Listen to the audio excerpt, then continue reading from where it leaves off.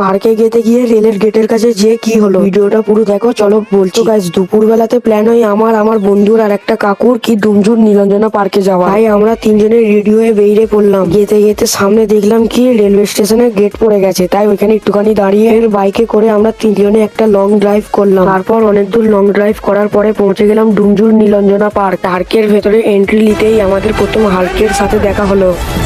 ফের হাল্ক দাদাকে bye bye করে আমরা চলে গেলাম গাড়িটাকে পার্ক করতে। তারপর আমরা গাড়ি পার্ক করে তিনজনে হেঁটে হেঁটে চলে গেলাম পার্কের ভেতরে। পার্কের ভেতরে এন্ট্রি নিতেই আমাদের একটা ডাইনোসর কি বলেছিল আপনারা শোনো।